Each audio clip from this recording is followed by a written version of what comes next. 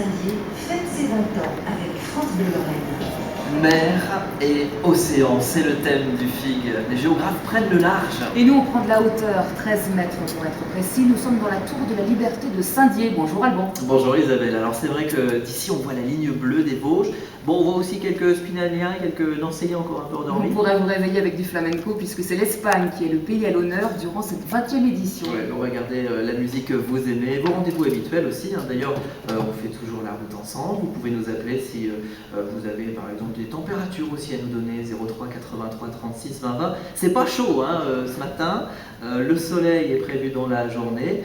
Météo de votre week-end juste après le journal. Nous sommes en direct des Vosges pendant 3 heures. Bienvenue aux Déodaciens. Merci de nous accueillir chez vous. D'ailleurs, en décembre prochain, cela fera 10 ans que la ville s'appelle Saint-Dié-des-Vosges. Avant, on disait simplement Saint-Dié. Oui, tout à fait. Sur les bords de Meurthe, vous êtes branchés sur 92.1. Bonjour à tous, il est 6h. 6h, 9h, l'info en continu.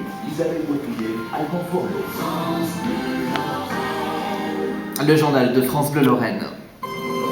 30 ans de réclusion criminelle pour Patrice Fritsch, verdict prononcé hier soir par la cour d'assises des Vosges. L'ancien chauffeur routier a été reconnu coupable d'assassinat et de tentative d'assassinat sur ses patrons. Nous y revenons dans un instant. Les agriculteurs lorrains maintiennent la pression avant la réunion des ministres européens lundi. Manifestation hier à Nancy avant une nouvelle action ce matin à Épinal. Le déficit de la sécurité sociale devrait atteindre 30,6 milliards d'euros l'année prochaine en France. Si aucune mesure n'était prise, il se creuserait de 3 milliards de plus selon le ministre du Budget. La hausse du forfait hospitalier de 16 à 18 euros est confirmée. Des déremboursements de médicaments sont également prévus.